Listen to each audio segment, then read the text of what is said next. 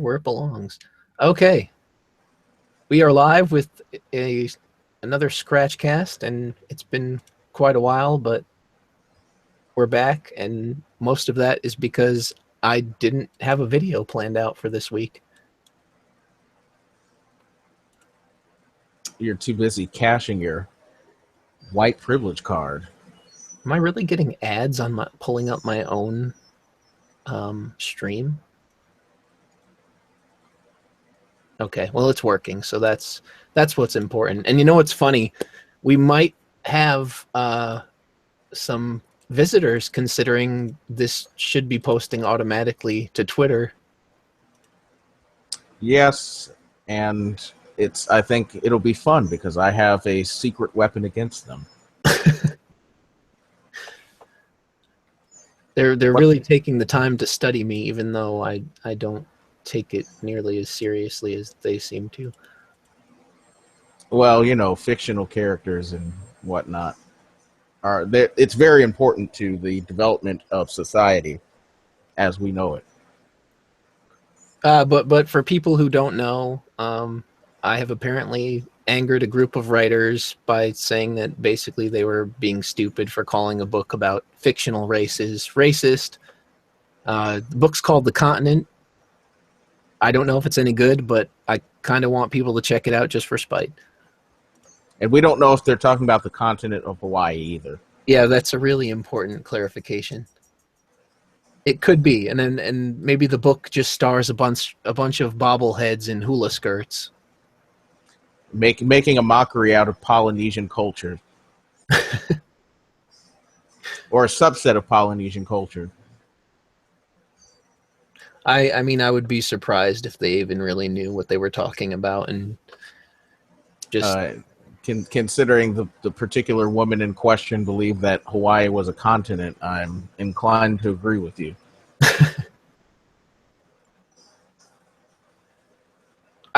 I mean, maybe this is just me because I guess I don't feel like, I grew up before the social media culture or whatever, but I just find it weird when people kind of go around on Twitter and give likes in support of just random out of context tweets.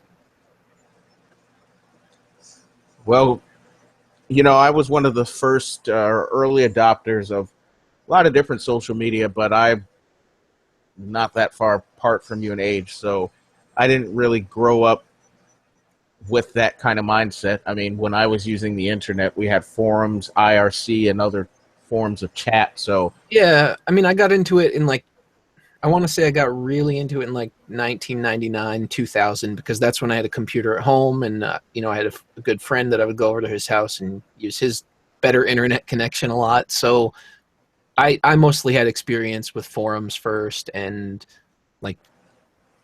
AOL Instant Messenger. Yeah, I mean, so back then there was no way to endorse the comment of somebody else because everything more or less wasn't public. I mean, it was public in the sense that it wasn't private. I guess is the best way to say that. But it wasn't public in the sense that people who are deliberately being narcissistic are going out there and posting things and trying to get or garner support from random people that are too lazy to do anything.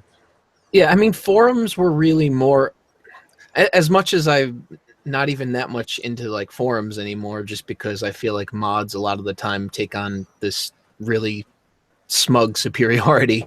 But I feel like that forums were originally more about the conversation rather than just oh, look at me and all these things that I do.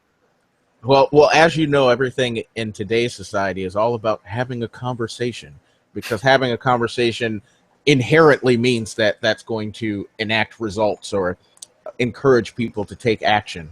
Well, the ironic thing about that having a conversation claim is that nobody ever seems to want to hear from more than one side. I mean, how many times have I had people tell me that, oh, the side you're trying to represent is overrepresented, and so you can't talk about that.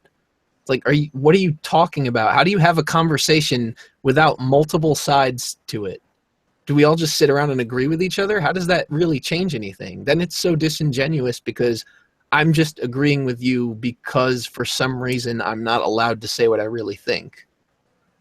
And that's basically what it amounts to from either side. I mean, as you know, I did a video on that very subject where forums were not any better because at least the forum in question, one that encouraged me to do that video, was very much one-sided, and all they ever wanted to do was hear people that had the same thought process that they had, and questioning anything they did was saying that was implying that that person doesn't have the intellectual curiosity to discuss children's anime shows from 20 years ago, 30 years ago.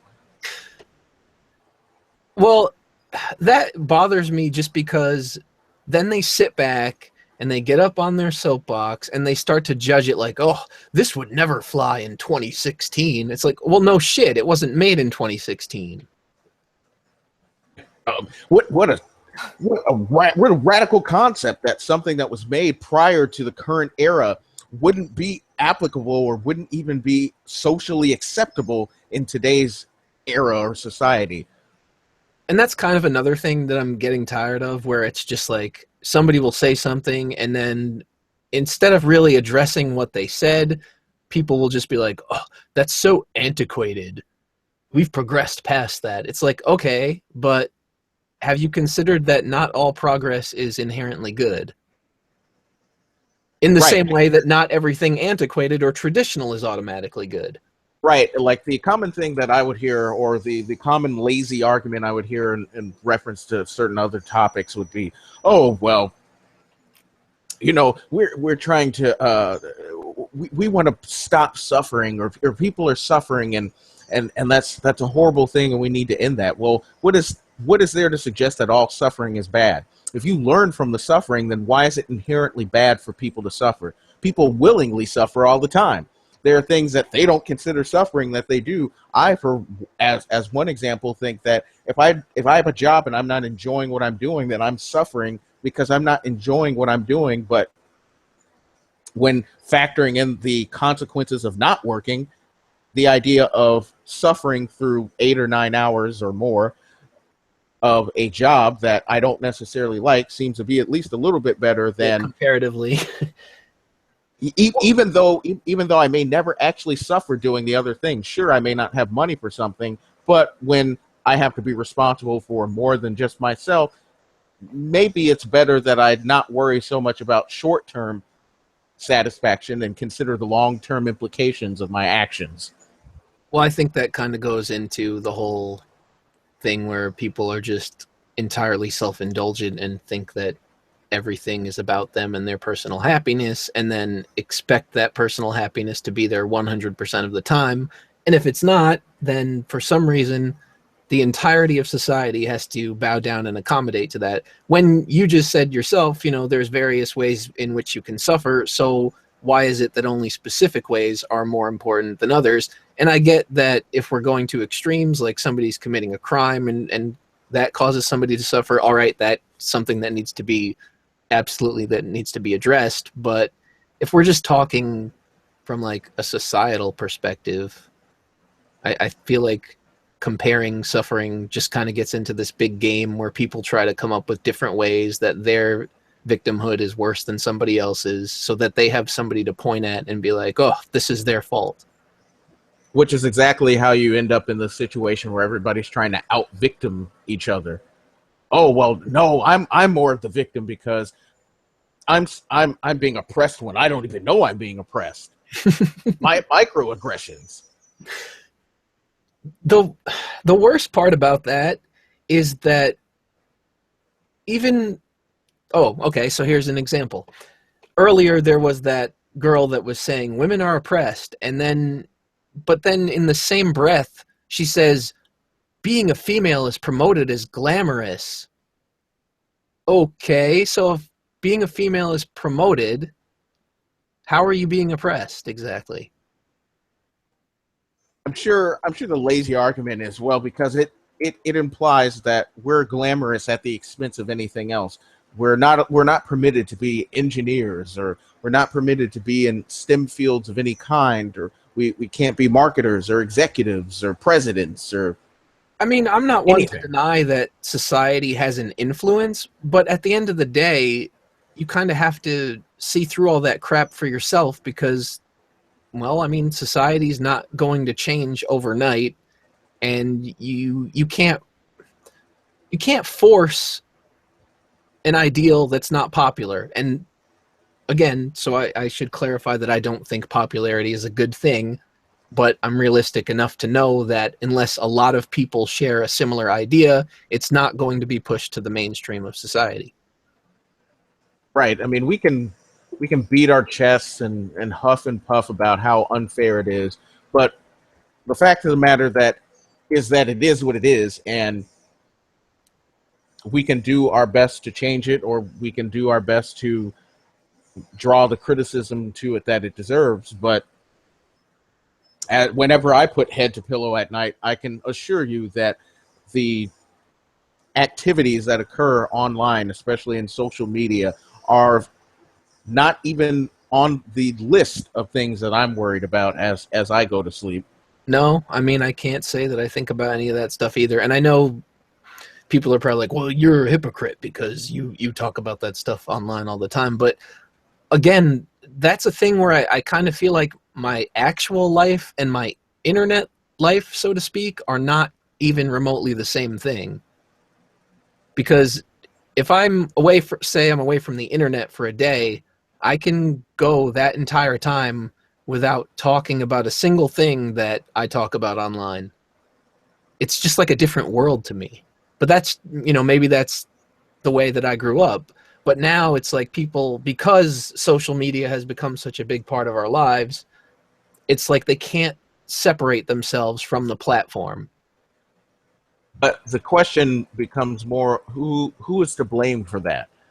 Because it comes back to what I was saying before, narcissism. Because you don't need to interact in this way, and in fact, you could argue that it's actually becoming more detrimental because people are less inclined now to interact in person unless it's with people that wholeheartedly have the same views as they do, which is never a productive thing. Which is why whenever you see all of these talks, whether it be something like all the Jordan Peterson videos or the like, you always have these people where it's always us versus them, and it always turns into, oh well, they start using all these rhetorical claims. Oh, you're being abusive by saying words that aren't even abusive, or I'm going to say something outrageous like, oh, and at least in that case, there's no such thing as biological sex, and then it starts to instantly create this divide where those who scoff at that are going to go to this person, whether or not they would normally agree with Dr. Peterson's views or Peterson's views. They're going to cling to him, and then you're going to have those people that, even if they're a bit on on the fence about that comment in general, the fact that they're supporting this, they're going to gravitate towards that, and then you're going to have this huge Bob Chipman-sized chasm or divide between ideologies. Yeah, and that seems to be just the way it is anymore. It's like there's almost no middle ground. And it gets quite old. And I'm not saying everything deserves a middle ground. I mean, to me, something like there is no such thing as biological sex. I mean, that's absurd. That's crazy. It seems to me like that's just trying to come up with a new way to alter reality so that certain people can feel comfortable with who they are. But it removes the struggle of learning to be comfortable with who you are, because you're just removing that obstacle for them. And I don't get why those specific people are being treated like they just can't handle reality. I mean, there have been times where I don't feel like I can handle reality, but nobody's moving walls out of my way. And I would just say, oh, well, you're a straight white male. You don't suffer anything. But that's garbage. Everybody has problems in life. But it's easier to just paint this picture or to basically depersonify somebody so that rather than them being a person, a human being, they become this concept. They become the oppressor. Right. And therefore they're the problem. and they are the Saturday morning cartoon style villain that everybody needs to come up against. Yeah, and I mean, and that really even happens reversed with people thinking, everything is the product of an SJW when it might not even be related. So it happens from both ends of the spectrum. But I feel like the one that is gaining more leverage is the one where whoever is the biggest victim is the biggest winner somehow. But Right. I think the way that it's being accommodated only plays into that mindset. They're not going to feel like they can help themselves because everybody is making them feel like they're always going to be held down by a system. And I'd actually be curious to look this up and see how popular, for example, self-help or motivated speaking or that industry in general, that entire NAICS code, how popular it is, or if it's grown at all. Because while the saccharine and horrendously obnoxious messages that come from motivational speaking and the like, I willingly accept that they don't belong anywhere and that you should be making money from them at all. I do at least concede that people in the past use them and find them marginally beneficial, so it is at least helping somebody. But I'd be curious to see how that's working now, because all of the people that I see that are starting businesses or whatever they want to call it, where they are basically trying to profit off of this, aren't really encouraging anybody to do something. So whenever I read the likes of Stephen Covey or Simon Sinek or Sinek, which if ever I have to read or listen to him again, I'll just go and commit suicide. So there's a reference to one of our topics today. Trigger warning. But if ever I have to go and read the likes of them again, or hear something that they're saying, at least they are providing a message that, in theory, has a sense of action that follows it, or there's an implication that there needs to be action in order to achieve this goal or to reach this ideal that they have painted for themselves. And whenever I've read like Stephen Covey or anything he's written, or a couple other ones, I can't remember the author's names, but whenever I read some of the things that they write, there's always this reminder that in order to do this, you have to take action. It may not be overt, it may be subtle, but they are stating that, oh, well, you need to do something, or the way to do this is that you have to have this attitude, and then you have to execute it this way. And I don't see that anymore, and I see a bunch of people trying to become consultants in nonsense, like the gender diversity and stuff. Right, like the guy who I don't even remember what his name is, but he's a PR rep or something for BioWare, and he's doing Mass Effect, where he was like, well, if you want me to teach you how to as a white person, how to be less problematic or whatever. Oh, that guy. Yeah, you have people like that, and then you have the one woman who is at that horrible blog, Model View Culture. What is her name? Lourdes Yaushin or whatever. Oh yeah, the one who's just like, I exist, give me money. Right, and then you have these people just saying, oh, well, you need to pay me $500 an hour for me to basically tell you why I hate you, not how to not be a hated person. That's or how to not be despised. Stuff. I mean, it is, but one, how do we even determine that this is worth this amount of, like, where do you go and sit and think, me telling a man to castrate himself basically, or to tuck in his genitals, is, how do you think that that's worth $500 an hour? I mean, I One guess where you're where finding a way to support themselves. right, but where do they even have the credentials to do? Where do they think they have the credentials to do this? It's not just It's by extension of their existence because they have the acceptable experience, so they think that their personal experience somehow speaks for the entirety of the people they're speaking for, even though we always have mobs of people that could technically be considered part of their group that come out and say, hey, you don't speak for me, and they're always written off.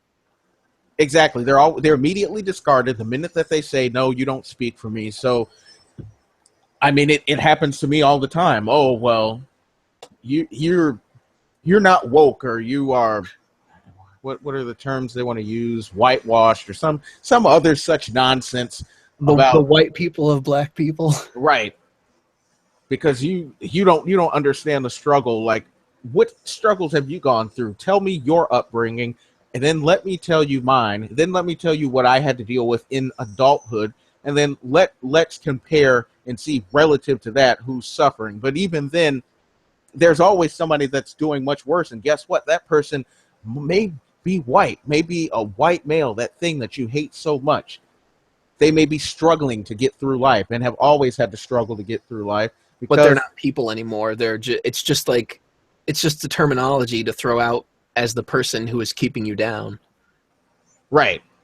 It's basically bringing back the whole, oh, well, the man is keeping me down cliche of the 70s. Except now the man actually has form.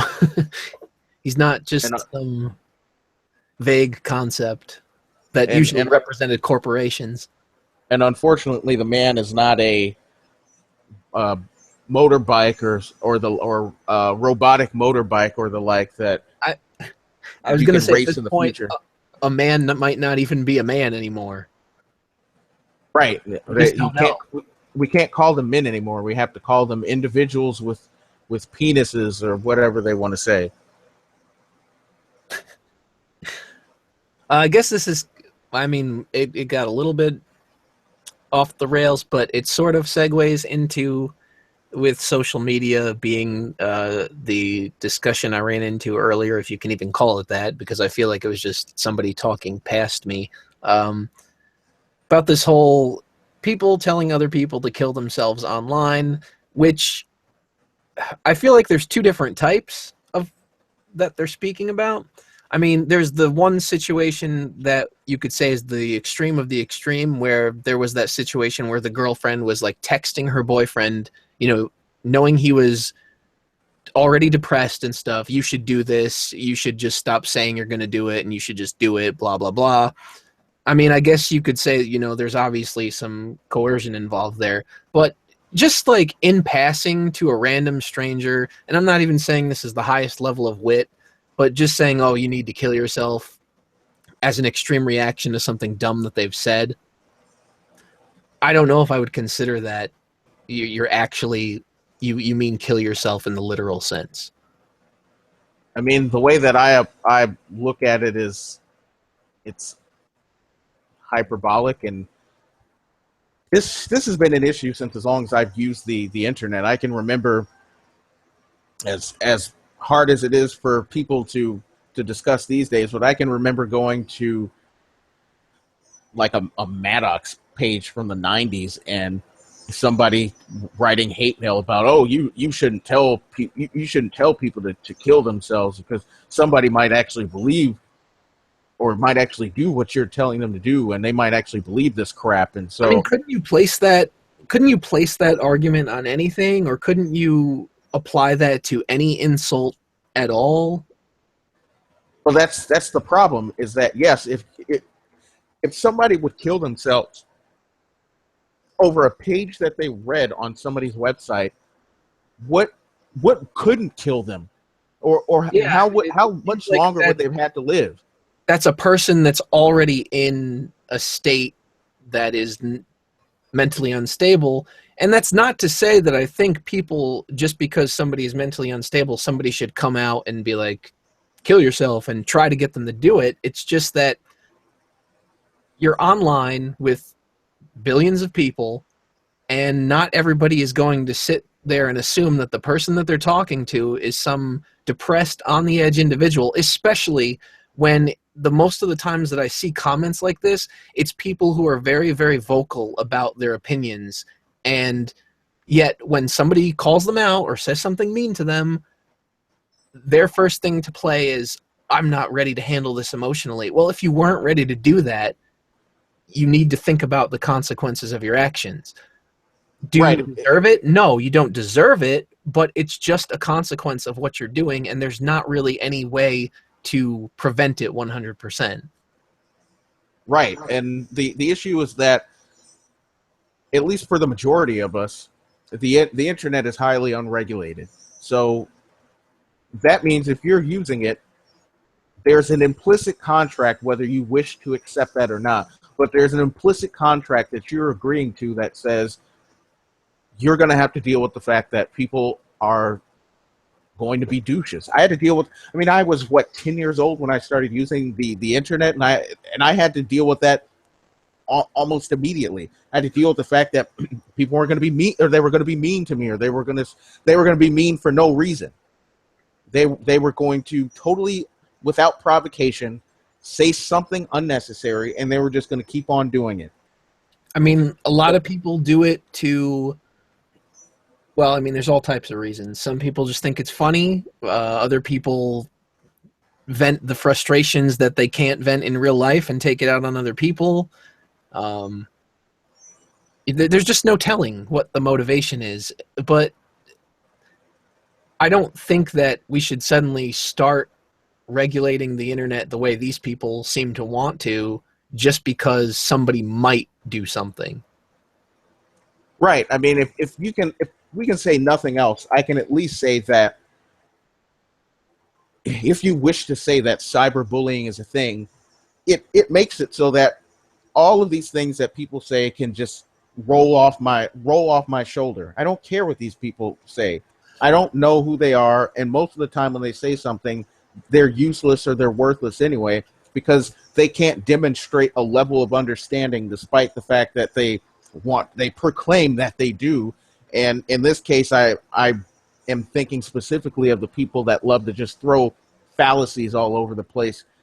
Informal fallacies, or what people call logical fallacies, even though they're really talking about the informal fallacies, which to me are worthless anyway, given that they were used as a tool to just go and say, well, whatever that person said isn't valid because, well, they didn't follow some arbitrary rules that I set for them that they didn't have to follow. Even though they're not usually always not follow. Well, I say, yeah, I'm going to correct that and say almost always use them. Yeah, I mean, they're their own, you know. Right. They commit their own, and at some point, if you spend all this time worrying about if you are or aren't, you're not going to be able to say anything because. And I did some research on it, and I might still do a video on it, so I'm not going to give away all the research that I did. But based on the research that I did, one, just because somebody commits the egregious sin of making a fallacy, doesn't mean that what they said was not information wrong too. Right. That's and that I was gonna say there was a YouTube video. I'm pretty sure I shared the thread with you at one point. It was quite a long time ago where it was like how to use logical fallacies or something like that. And I basically just said as a comment, you know, pointing out that somebody made a fallacy doesn't automatically mean that their point is wrong. And I got all kind of flack for saying that. Well, then the other problem I have with that is that when you're saying that, you only know if it is or not based on some definition that somebody told you. So we don't know what that definition is. And as I've learned from somebody that actually has to do this, that actually spent years doing this kind of stuff in a real situation, not a philosophical discussion, you simply saying something is insufficient. I know that the people that use this know the term, but if you're going to use that, then you're also going to have to accept your burden of proof, because you can't just make a claim, which that is, without proving that somebody did that. So you can't just go and say, oh, well, I've identified it as this and I can walk away. You can't. And Right. And one time this happened to me recently, and somebody said that the two basically the two quoque fallacy has appeared or something like that. And it's like, no, it hasn't. I simply pointed out that you're being hypocritical. I made no commentary on the criticism you made, for one, because I don't care. It's a stupid discussion anyway, so I don't care what the argument is. What the guy said was stupid, and all I'm saying is your response was just as idiotic because it was being hypocritical. I didn't say it was wrong. So that's already a problem. But then, of course, that's when everybody then decides, oh, that rather than trying to come up with the sufficient evidence or the proof of it being that egregious sin, they just go and make some offhanded comment, or they do the other typical thing, which is then they start wanting to assess your emotional state. Oh, yes. Well, the emotional determiners, they're my favorite. You were upset, and so clearly you weren't in a position. One, how do you know just because somebody's upset that they're always going to be in a position? They're not going to be in a position to make a sound decision, because a lot of times decisions are made when you are emotional. Yeah, that is true. There are a lot of times when you have to make decisions very quickly, and you can't evaluate all the evidence when you make a decision. That's why decision making is tough. But they do it anyway, as once again, it's just another. See, the irony that I love in this is that, at least based on what the research I did, a lot of people learn these terms when they are taking classes on composition, where they learn it when they're doing units on rhetoric. And so the problem is that when they're learning about rhetoric makes a lot of people uncomfortable, because you don't have to. It's basically wide open. It's just like the internet. Somebody can say whatever they want, and it doesn't matter if it's true or not. If all it's made to do is persuade, then that's the only end goal. It doesn't matter how they persuade, what they do to persuade, or what persuades people. It just matters that that they made a persuasive argument. And the fact that somebody can make a persuasive argument without having sound evidence or facts or anything like that makes people that teach these units uncomfortable. So when they get to the section on fallacies, then this becomes a convenient primer for them to say, oh, well, okay, just look up this, and if it meets this definition, then just call it that, and then we can go home and we can be done with it. But it doesn't work that way. that doesn't mean that that person has not made a convincing argument for somebody. They very well may have, and by you employing that, all you're doing is using rhetoric to say, no, that person's wrong because they use this. Whether or not those were the rules of the activity or the exercise is immaterial, because you are now using it as a method to persuade somebody to say that person is wrong because, here's some fancy term that I used, and I'm going to accuse them of committing this action. Right. And then I remember one of the other things I read was that, people don't use it it should be a way to uncover truth or to expose the truth, but people just use it to show, but nowadays people just use it to show that they're right. Well, it's debatable whether now is the time that people decided that they use it to be right, or if it's always been that way. That part is debatable, but the fact of the matter is that people are using it as a tool to say, hey, I'm right and this person is wrong. Right. I'm following logic, so automatically I am right, but they haven't really demonstrated that they're following logic just by throwing out a term. And I mean, to me, it seems like if you're going to hold other people to that standard, then you have to hold yourself to that standard. Otherwise, it becomes sort of meaningless. I mean, I'm not going to follow the rules of somebody that's not even following their own rules. That just seems stupid. Right. I mean, what business do you have telling me I didn't follow some rule I may or may not have agreed to follow, and you're not following it yourself? And then we get into the cycle. We see immediately what happens. Then it goes back and forth. Then somebody says, oh, well, you're doing this. Well, you're committing this. You're committing this. Oh, well, you're committing this. My favorite fallacy, the fallacy. Just because somebody committed a fallacy, that means that their argument is wrong. That's the fallacy in and of itself. Well, if a fallacy, calling out a fallacy is in and of itself, if it could be a fallacy, then why are we playing this game? Because you just acknowledge that the argument has nothing to do with whether or not you made a fallacious argument. I can't even say a logical error, because the problem with that is that you can make a statement that's logically valid but be factually wrong. And there's this innate desire to implicitly link logic and factual. And the two are not always intrinsically linked, because you can make a logically valid statement and it'd be factually wrong. Right. You can say if all people from Bulgaria are smart and this person is from Bulgaria, then that person is smart. Well, yes, logically, if those two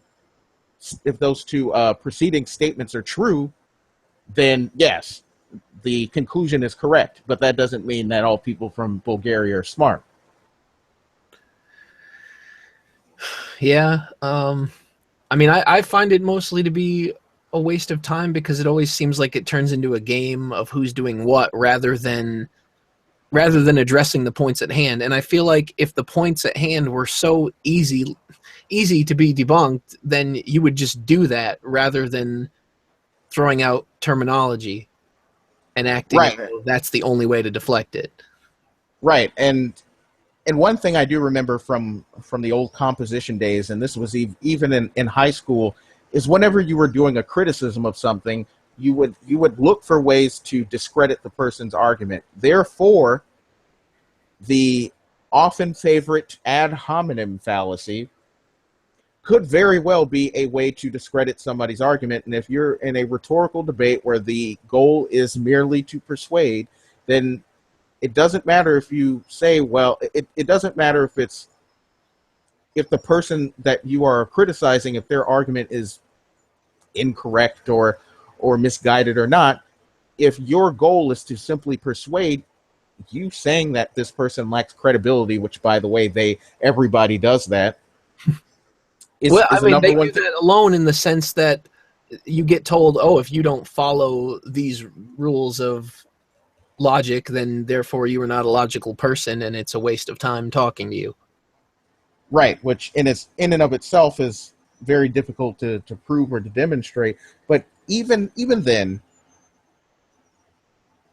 when I was when I spent a lot more time writing persuasive essays and the like, the inherent implication when we were writing them was, if you're going to do a criticism in a formal academic essay, then you're going to base it off of whatever somebody said. And you're going to look at somebody's argument and say, this person doesn't know what they're talking about because, oh, well, they said this, but then they contradicted themselves later. You didn't throw around terminology like that because, for all you know, that whoever's your audience may or may not know what it is. But if you go and you destroy the argument or you deconstruct the argument based on the fact that it isn't valid, then that brings everybody together. So to me, it's evident that whenever people throw these terms around, they're doing so more to demonstrate, oh, look at how well read and knowledgeable I am on things, rather than, oh, this person doesn't know what they're talking about. Yeah, well, it's like it's meant to impress the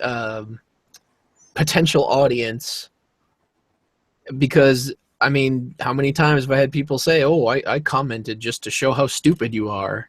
It's like, all right. Thank you for accomplishing nothing. But yeah, watch my sub counter drop. Like, I don't know what these people think happens, but it doesn't matter. Right, and I mean, once you get down to everything becomes a philosophical discussion at that point, because what you're saying is, the people that are saying those things are usually saying, well, that logic is the end all be all, and therefore anything that is wrong can be chalked up to language. So anything that is valid or invalid is chalked up to language, and that is analytical philosophy, or so they say. It's analytical philosophy in a nutshell. And there's continental philosophy, which is not a story about four fictional races that offend people in some way. But then it becomes that now that those are ideological battles, where you have those that say, well, anything that is logical and therefore can be analyzed and be reduced to an issue of language, that's the only thing that matters. But you're having a debate then on which philosophy is better, which I would argue that you really can't say that one is better than the other. Although from what it seems like lately, the analytical philosophy really has not much of a leg to stand on, because there are inherent fundamental or foundational flaws that they don't wish to argue, but they have no problem making that argument for every other type of philosophical view, saying, oh, well, this doesn't matter. And I think a lot of people online adopt that type of analytical philosophy, and therefore that's why they always claim, well, everything that is scientific is all that matters, and that's all we should care about, without understanding the limitations that having such a viewpoint has. If you say that everything then becomes a problem of language, then you are then accepting that language, one, can be manipulated to a point where we can have complete understanding, which generally I think those people want that to be the case, whether it is or not. And that two, that everything can be basically reduced to a falsifiable propositional statement. I mean, that kind of ignores the fact that language is interpreted differently by different people. Yes, you have definitions, but as we know, even those don't matter when it's convenient. Right.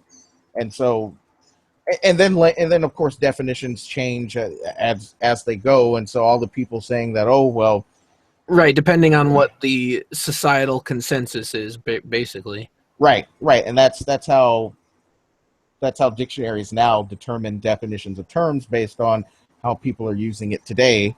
And so all the people that want to have these debates about, well, biological sex and gender are different things. Well, no, they're not, because at one point they were, and then they decided that no, they should be the same thing. And so now they've really become more synonymous. And in my opinion, I think that the reason that it became that way is because people were afraid to say sex. And so gender was a nice thing for people to say without them having to worry about, ooh, I said a naughty word. And so they started using the two together. So now they're almost interchangeable terms. And so, no, you can't claim that sex and gender are different things. At one point in time, yes, that's what at least the APA, if I'm not mistaken, tried to do. They tried to make them separate, and then they decided, oh, well, let's merge everything together. What exactly is the purpose of that, though? I'm still having a hard time I know that you don't understand, but I'm seriously having a hard time wrapping my head around why those two things need to be different, or how they are different, when the way that they are described oftentimes is through fashion sense or personality traits. Well, because originally what their goal was to say that gender was more determined as a function of like your biological society. Sex. Right. So that was more of a social interaction as it bases or that hinges on a biological outcome. So are they saying that you are born based on the way you are born, that determines your societal role? Well, what it was more passive, and the APA or psychology, the discipline in general, from research I've read, they're passive. They're always passive. They never want to just flat out. The research I've read, they never want to actually claim what something is. They want to go and observe what people do or say, and then try to make a definition on that, because they do it with stuff like non-binary, all the gender stuff. They do that with the caveat of, well, the term is too, like asexual is a good example. The term is too vague and too difficult to explain, but based on the observations we see from people who claim to be asexual or non-binary or gender fluid or whatever, it seems to mean this. So they do it based on, oh, well, people are saying this, and therefore we're just going to say it's this, which people that always say, oh, well, that means it's, this, all this stuff is valid. It's only valid because they're not going to go up and say, this is asinine, this is ridiculous. They're going to look at it and they're making a commentary based on the observation they saw. So when they defined gender, they were basically saying, okay, we're going to observe how, generally speaking, males behave, and therefore we will observe what would be traditionally considered masculine, and then we will observe what is traditionally considered feminine. Thing that bothers me about that, with the way that people are using it now, is that there's a lot of inconsistency in their reasoning, which is, okay, so they say, we have trans people, and they want to be, the opposite of whatever they are, and that they're born that way, and there's nothing they can do about that. That's who they are. But then you have the gender fluid crowd who is like, oh, well, they want to argue that gender is societal, and that's the difference that they present to me, but yet it's somehow wired into their brain. Yeah, they want the benefit. How do you have a social construct wired into your brain when you couldn't have learned that until you were introduced to society? Right. They want the benefits of saying, hey, this was put upon me. This was forced on me, but oh, by the way, I can't change the way that I feel. So this was put upon me. I don't want to be this. This is especially true from what it seems of the non-binary crowd. This was forced upon me. I didn't ask for this, but by the way, I'm going to behave based on whatever arbitrary set of rules I think makes me this. Well, if you're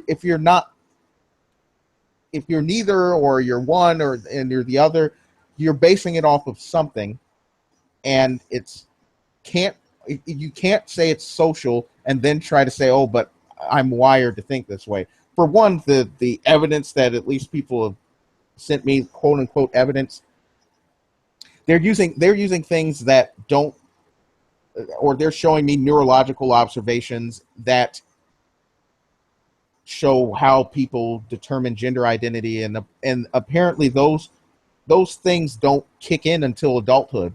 So then what do you do with the fact that, given many of them are under the age of 21, what do you do with those teenagers, and I guess now we have to add toddlers and children?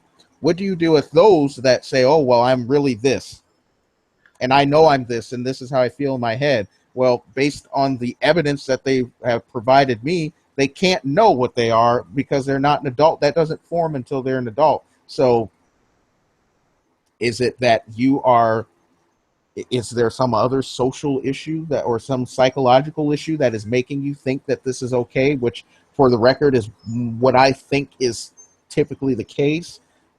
Or is there really something else? Because you can't say that, oh, well, you see, there's this thing in our brains, and that's what's making us feel that we're one way. Well, apparently that doesn't really kick in until you're an adult. So you can't use that as an argument, because what are you going to do with those 11-year-olds and the like that say, oh, well, I'm non-binary, or I'm this or whatever, and you just don't understand? Meanwhile, they provide evidence that disproves everything that they're saying. It's weird to me. The part that bothers me about it really is not so much that they're labeling themselves whatever. I mean, the part that bothers me is that they're turning it into a social issue, and it's become this thing where, oh, it falls under the trans umbrella. Well, first of all, since when did transgender become an umbrella? And second, I don't feel like it fits. I feel like it's people saying, I don't fit these stereotypical social standards, so therefore I am somehow different. You can be different and still be a boy and still be a girl. I mean, I don't understand where people are getting the idea that there is more than boy or girl when male and female are, the species, and that's how they reproduce, and that's the purpose of their existence. I mean, unless there were some, and usually the only way you can get that is by mating with a different species, but that's really the only way that you could ever get a infertile uh, individual, like think mules or whichever ligons or what are the other ones? Tigons Right, but they occasionally still can. have one set of genitals or the other. Yeah, but Just that their reproductive parts don't work. right, they don't they're not able to have or produce or reproduce because of Which, as you said, back in the day, that was just called being infertile. right. But the issue that I see with a lot of this is that it would be one thing if it was just like, hey, this is the emo of 2016, or this is the goth of 2016. Which it If that, basically seems like it is. which it is, but you make that point that, oh well, because now they're demanding social acceptance, which all of emos and goths, they all the counterculture, they did that all, but they are now legislating or demanding legislation or lazily demanding legislation to accommodate them for something that is basically, based on the way they defined it, is nothing more than personality. It's nothing more Right. than individual Fashion person. sense and personal choice and the way that you express your individuality. But Which now, last I checked, there was already a word for that. It's called being an individual. and the obsession with finding a label and clinging to it is ridiculous, because I remember even back when emo and all that was a thing, you had some that, of course, embraced that, oh yeah, I'm goth or I'm emo. And then you had those that said, no, I don't like to be called that. I don't want to be called that. Right. It's And like it you, might be, I like the fashion sense or whatever, but I don't call myself that because that term just sounds stupid. right. And a good example is hipster. You have plenty of people that do not want to be called hipsters, even though they are, but they don't want to be called it. But they do everything that would fall under the definition of what hipster is. They wear plaid. They have ridiculous facial hair. They think that going to the locally sourced central city or central business district coffee place, mom and pop coffee place, while they open up their MacBook Pros and tweet while Snapchatting or Instagramming and working as software engineers or other such nonsensical terms at some startup that underpays them and overworks them, makes them somehow cool while they sit and wait for mom and daddy's check to clear. And then the other thing that kind of gets me is when the whole non-binary thing in general, because it makes me feel like they don't know what a binary is. Right, because If you're saying that a concept is binary, then it's two, it's one or the other. If you're saying that the concept is not binary, then everybody in that is also non-binary. right, you can't go to people and say, "Oh, well, you say you're binary, but I'm non-binary." Like that that doesn't work when you're in the same group. Hate to bring up the mathematical analogy here, but a binary operation and a unary operation, they can't go and say, "Oh, well, you're a binary operation and I'm non-binary, but I'm still part of your operation." No, you're not. You're unary, which means you only work on you that operation only applies to one. Whereas a binary operation, in this case, well, I'll use addition as the example, applies to two different numbers. You can't say, "Oh, well, I'm part of addition, but I'm really my own thing. I'm non-binary, but I'm part of addition." That doesn't work, because addition is binary. You can't say, "Oh, well, I'm my own thing. I'm the negative sign, but I'm part of binary." No, you a negative number, applying a negative to a number is a unary operation. You're putting a minus sign there. A plus sign means you're using two numbers and you're adding them together. But that would be ridiculous if we had a minus sign saying, "Oh, well, I'm non-binary because I represent negative numbers, but I'm still part of the plus family." So Yeah, when these people say, "Oh, well, I'm still a human being," and there's a binary, but I'm not part of the binary, then it can't be binary. It either is or it isn't. which That's again that's how kind of destroys their whole line of reasoning, because then they're not separate from everybody else. They're just expressing themselves in what they consider to be a different way. right. And then when the thing that I never understand is people will always say, "Well, this sounds a lot like personality," and they'll just say, "Oh, well, yeah, personality is a part of it, but it's different or it's expanded somehow from what is just normally personality," and they can never really qualify that statement at all, to the surprise of nobody. But they always say it, and then here we go back again with rhetoric. They say, "Oh, well, scientists and sexologists," which, by the way, should never be a thing. Psychologists and doctors say, "Well, what if the doctor is somebody who's not qualified to make an opinion on that, to make an authoritative opinion on that?" I mean, I don't care if, say, a English PhD who is a doctor at that term, or in that sense, has to say about gender. I don't care. What does somebody who studies literature, have to do with this concept of whether it's a whether it's a real and valid psychological and or biological thing? They have nothing to say. At best, all they can tell me is, "Well, here exists literature from this era that represents trans identity or gender identity or anything like that." That's the best that they can tell me. But to tell me it's valid simply because somebody wrote about it, it doesn't, we can because then does that mean that somebody wrote about eugenics, does that mean that it's valid?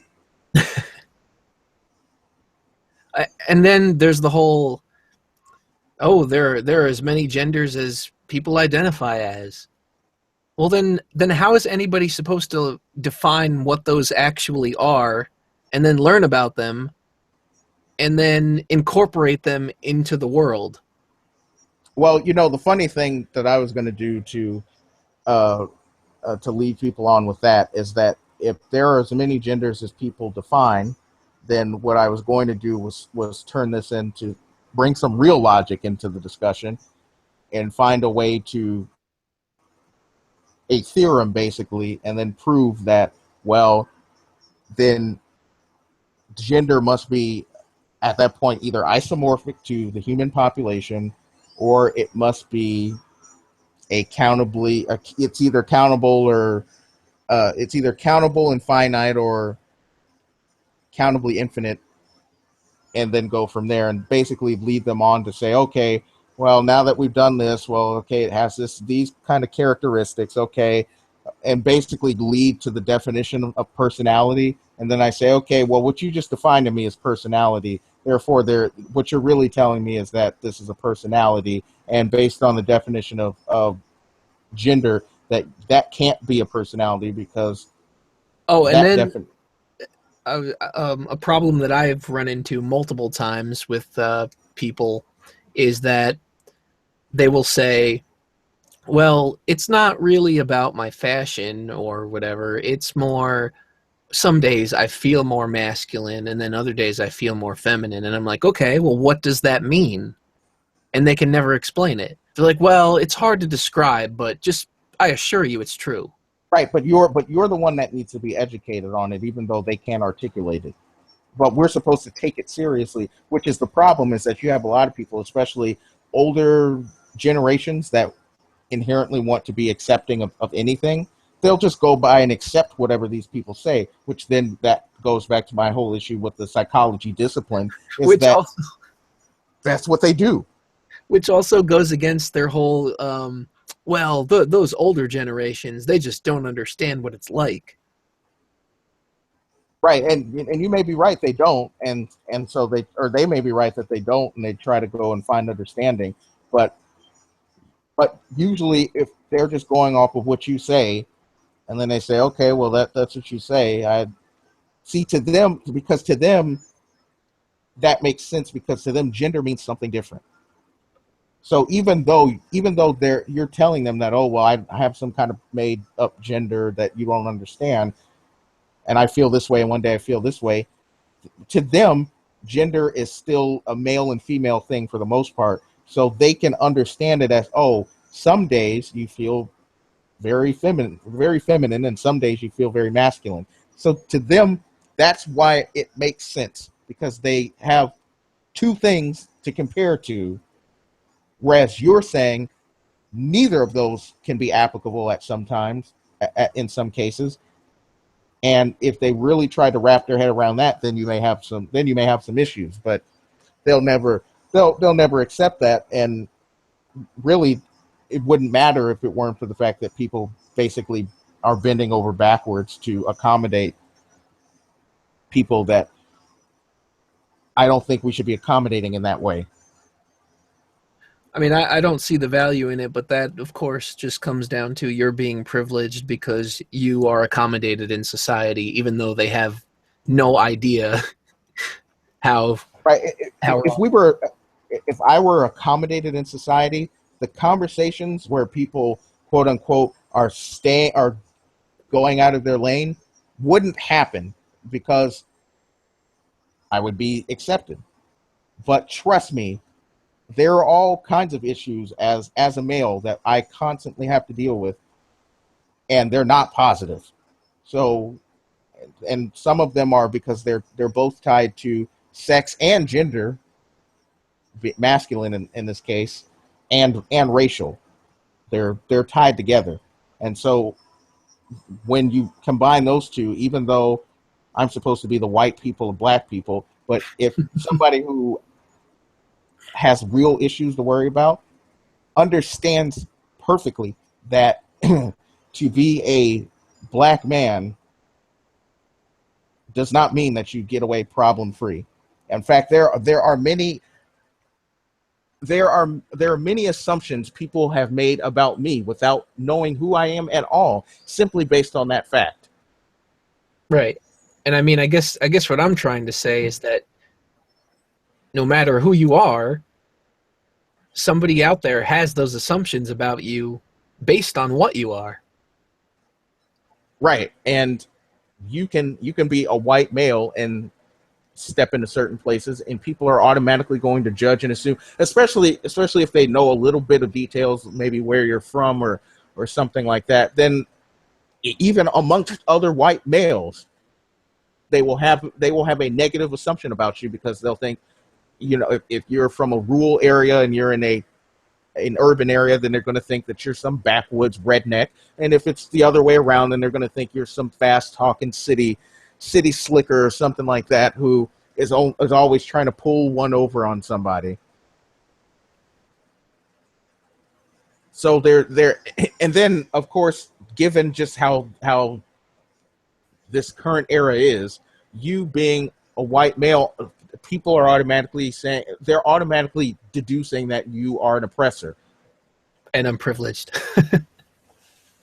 I don't know how many times that I've been told that in the past.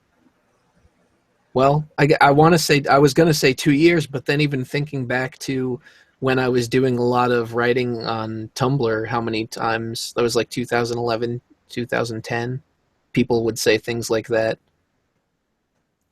Especially, there was that Halloween where there was that girl that was following me for a really long time, and then I made that joke, Halloween then and Halloween now. And I showed the kids in the costumes, and then I showed the women in the so-called slutty versions of the costumes. And then she was like, "This is really misogynistic and problematic."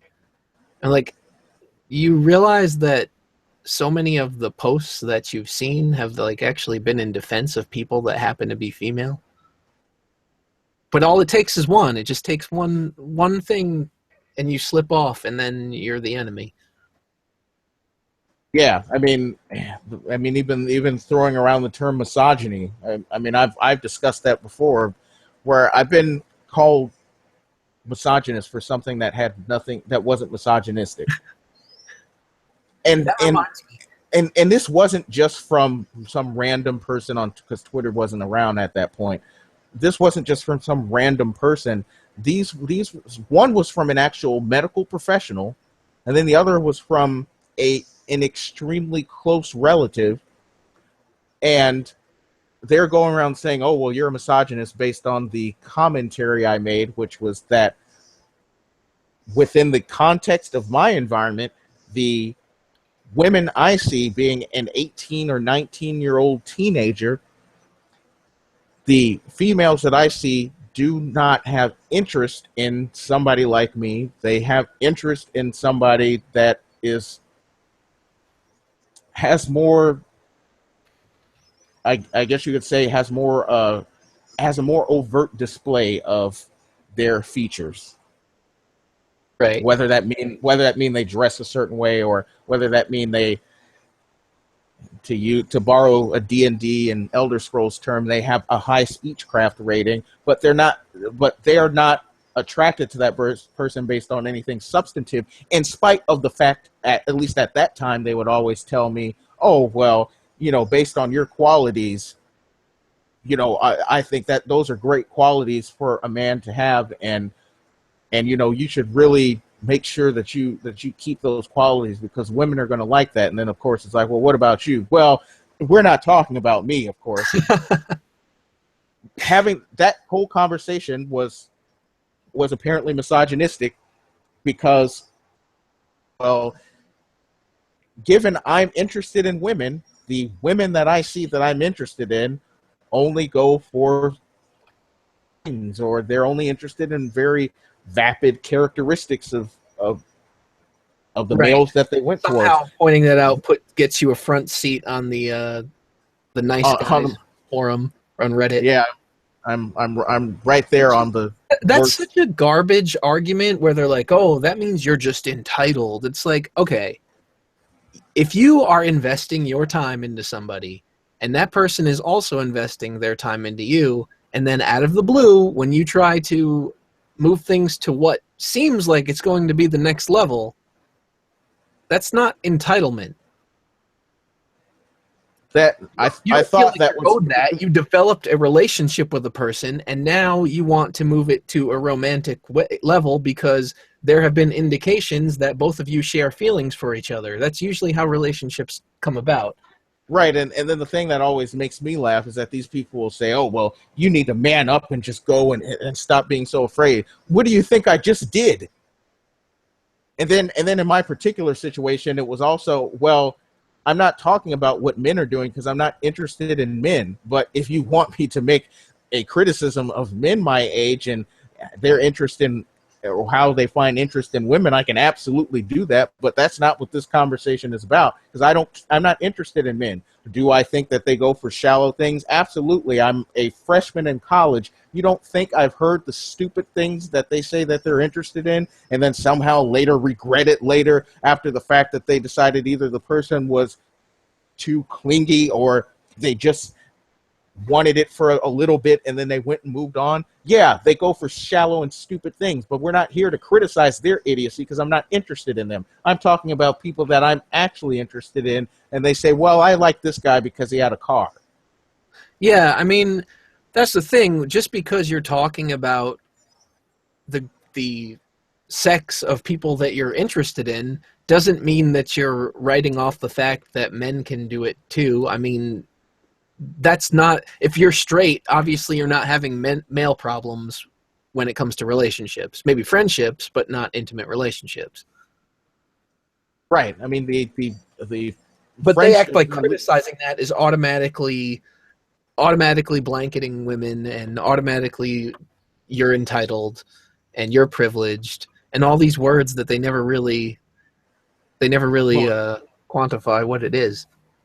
And then the argument that, well, you're saying that the entitled one, you're saying that you should that women should choose people based on whatever qualities you think they should choose.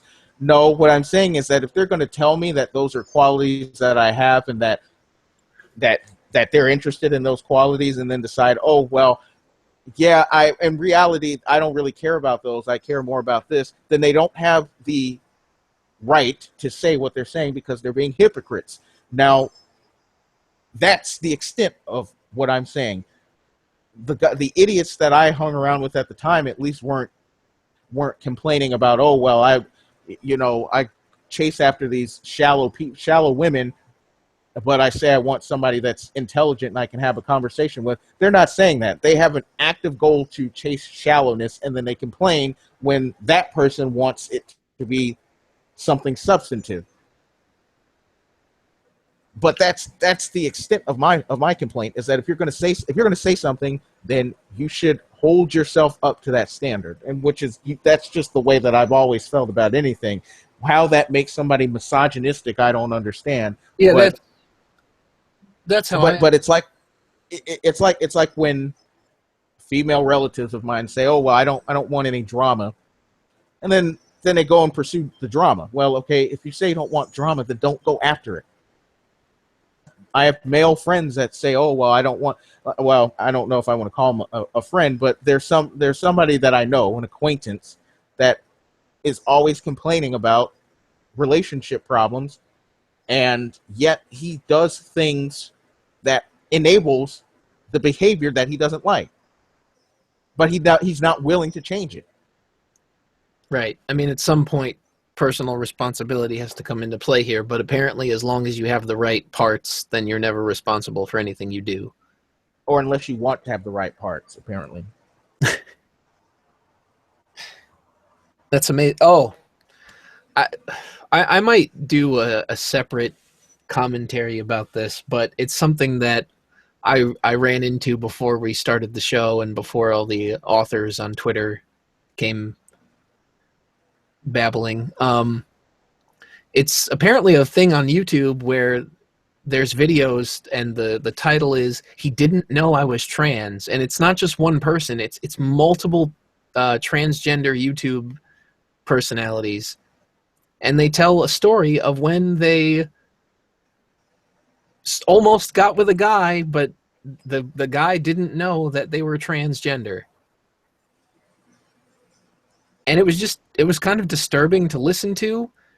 And then it was also disturbing to see the comment section where people would excuse this by saying things like, well, if they disclosed it, they could literally get killed for it. It's like, yeah, but if you don't disclose it and you put yourself in a situation with somebody and then they discover that and they're not happy with it, what do you think is going to happen? I don't see how that's a legitimate reason to deceive somebody. I mean, put it into the perspective of if somebody had an STD and didn't disclose it. In some cases, that's illegal. You know what's going to be amazing when somebody hears that and they're like, "You just equated transgender to an STD."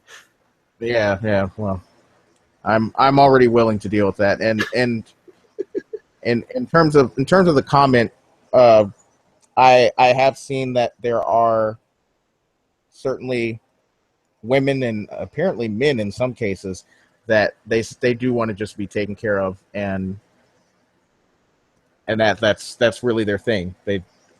If they didn't have to work, they would claim that they wouldn't work. Whether or not that's true is up for debate, because I've seen some cases where that happens and then they get bored and they want to work. So yeah, they say that, and then they say they want somebody to just take care of them. Now, in some cases I've seen they have been transplants to the South. So they weren't born and raised there, but they moved there and they had the same expectation. And that could be for a variety of reasons, but I wouldn't have time to go into that now. But at least from what I've seen, that a lot of times they say something and then they get it and then they don't like it. So they may say they want that, and it's one of those things where they think the grass is greener on the other side, because then they are taken care of, and then they feel bored. And Well, that's when it's time to get a side boyfriend. if if the tendency is for women to look for their projects that are helping society, then them sitting at home is more likely to feel like they're not doing anything. So they will at least find something to do that is helping somebody or helping others in some way. Whereas a lot of the men I've seen that want to be taken care of and stay at home, they do just that. They stay at home and do not have a problem not doing anything. I mean, unless they have to stay at home because right. of health reasons, that's different. But I have seen many that don't have a problem with it. Or I was going to say that maybe what plays into that is the expectation. I know men have societal expectations, mind blowing. The expectation that they're supposed to be the provider. So maybe when they are able to have that freedom, that kind of plays into the mindset of, wow, I can actually do nothing. I'm going to take advantage of that. Yeah, I mean, when the social pressure is gone, where you don't have to provide, then yeah, I mean, most people would take that if they're so used to that, especially given that that's a gender role that they have to do it. But as the family dynamics change and you have women making more money, you have some that will say, hey, that means I don't have to do anything. You have some that get worked up because they can't reconcile that making less money doesn't equate to being less in power, although at least as it applies to marriages, money has way too much of an influence in marriages. But I think so. But that doesn't mean that everybody is, of course, gonna take that. But you do have some people that will. I mean, if I had the opportunity, I would say, yeah, maybe for a good 2 or 3 weeks, I will at least not work or get a job that has something. But if I didn't have to work, given what my personal goals are, I would spend that time actually working. It's just if I didn't have the pressure just of on something that you would really doing, so it really feels so much as work as actual work does. Right. If I didn't have the pressure of making sure that I have to earn enough money so that everybody can be taken care of, then I'm going to focus on the things that I want to do, so then at that point, both of us can do whatever it is we want to do, so that at least in my marriage, that we're both doing things that we think will make us happier. And now it's just that I'm given the flexibility to, while my wife would work, but that doesn't mean that I would be like some people who are just like, oh, well, I don't have to work. Well, let me go break out the PlayStation. And no, that won't work. I mean, that's kind of funny. That's actually pretty funny, because even when I feel like I have all the time in the world to just play a video game or something, I find myself unable to do that. When I was a kid, I could just do that without worrying. But then if I do a couple hours of gaming, I'm just like, okay, maybe it's time to do something else, because even though I like this, it's not as productive. Yeah, I mean, I would like to get back to finishing up Saga Frontier at some point, or Saga Frontier 2 rather, at some point. But I'm going to do what I think is more important at that time. And there are a lot of things that I want to do while I am enjoying Saga Frontier to the point where Saga Frontier 2 to the point where I think that it got an unfair evaluation when it was a new game. If I wanted to start a business or if I wanted to become a teacher or something like that, I'm going to spend my time on those things so that I can do them. And yes, so the unrealistic expectations on how a relationship is supposed to be. It's funny you bring that up because that same acquaintance that I mentioned that has all of those issues, in fact, once told me that he felt that women just have too high of expectations now. And I questioned that because I said, I don't really think it's high expectations as much as I think that everybody now has a checklist and they are not willing to budge on things that are easily fixable or things that you can change or things that just develop over time. And yet they totally neglect the things that they should be spending more time paying attention to. Like if the person, say, has a tendency to be too over dramatic to the point where they can be abusive, that's probably something you should spend more time on. But they spend less time on that and more time on things that that all it requires really is time and a little bit of effort to get, oh, well, this person has this kind of career, so I don't want anybody like that. Or I've listened to some older women when I was at the airport once, and they were talking about how they were telling their grandchildren to not get married while you're in college, or to wait till not even wait until you've graduated from college, but wait until you basically are middle management in your career to start a family. So basically 30s and 40s. I've been told that's ridiculous. I've been told when I was in high school by teachers to wait till you're in your 30s or 40s to get married. And the problem I have with that is that goes back to the whole The checklist view. Yeah, the checklist and the whole view that everything can just be analytical and logic. I mean, me you don't being know what arbitrarily person. me being at some arbitrary age doesn't imply that things are going to be somehow, because they're trying to do things in good faith. They're trying to say, well, I've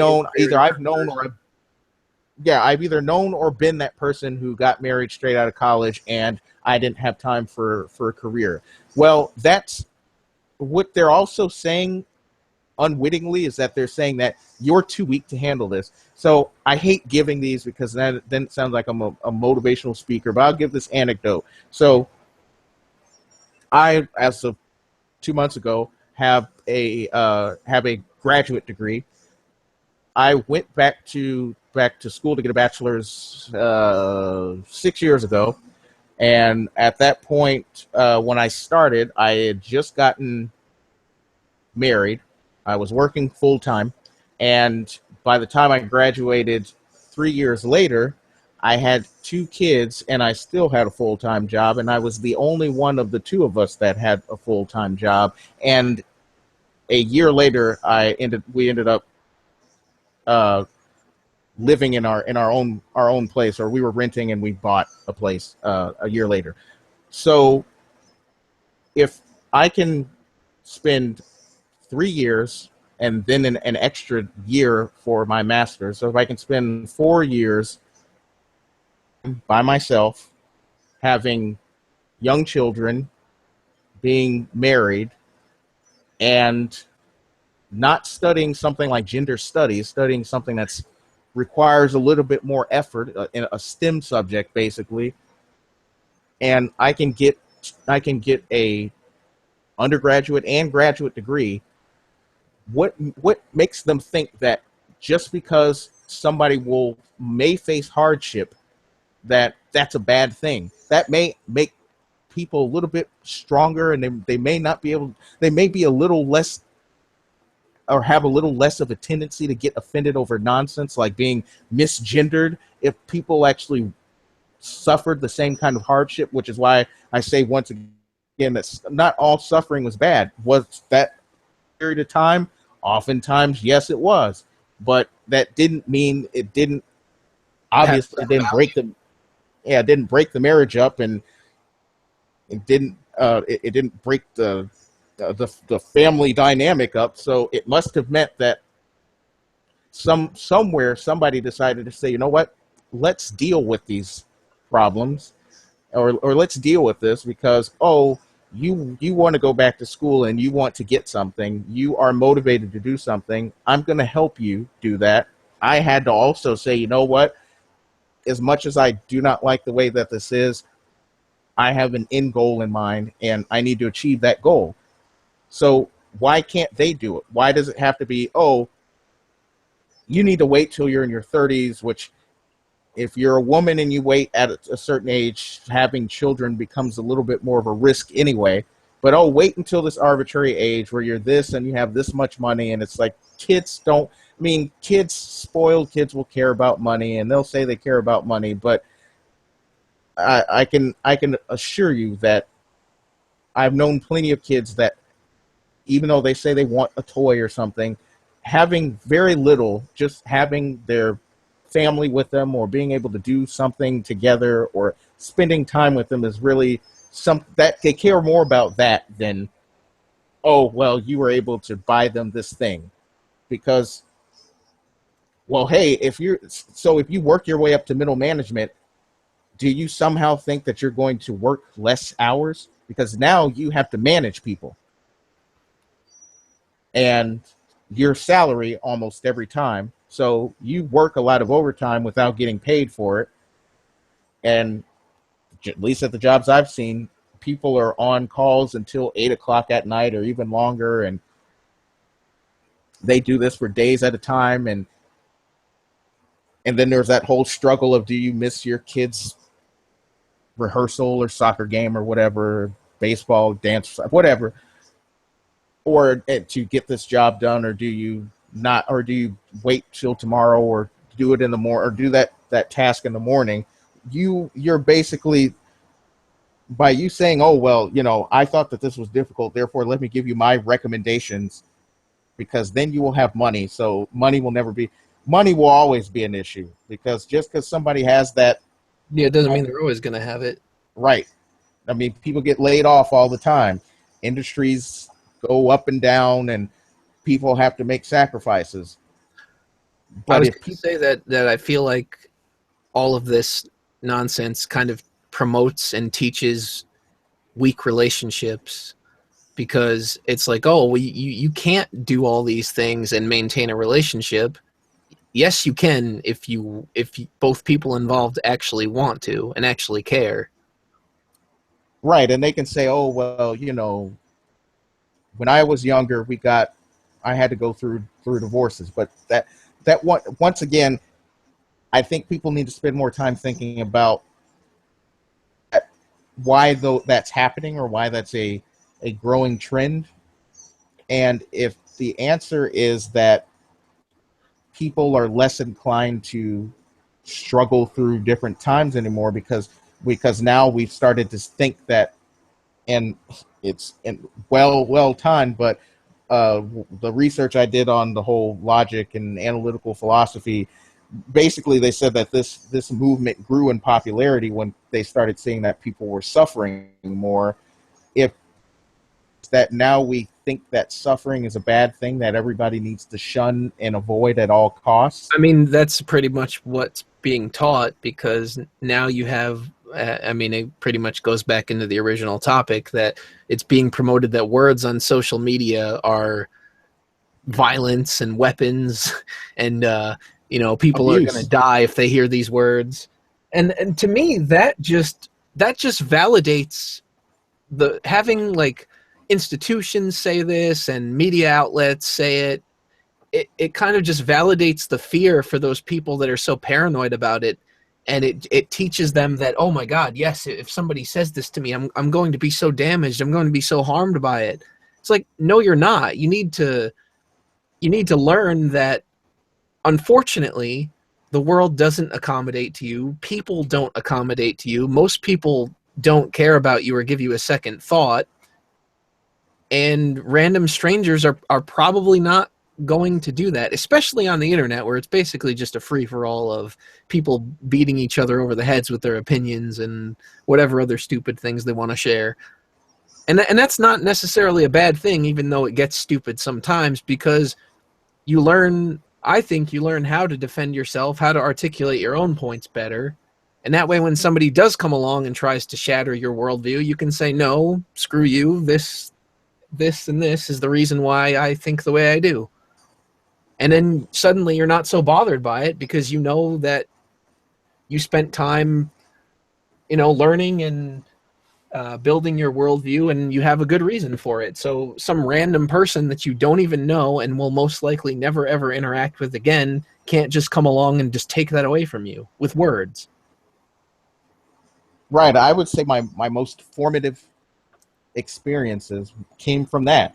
They came from either me having to defend myself for being in uncomfortable situations, and in fact I remember doing that on purpose 11 years ago now, where I difficult decision, and I did it based on the fact that I know where I'm going I won't like, and I still don't like that place, and I know that there are going to be a lot of problems because it's basically going to be just me, see who my real friends are, and I at that point knew who they were, so I wasn't too surprised. But I'm going to have to do something, and I'm going to have to deal with difficult situations that nobody's going to help me get out of, or nobody's going to be there to commiserate with me. Which that was a big, at that point in my life, that was a big thing, because the friends that I had, that's really all that they did. And so when I was faced with a choice of where to,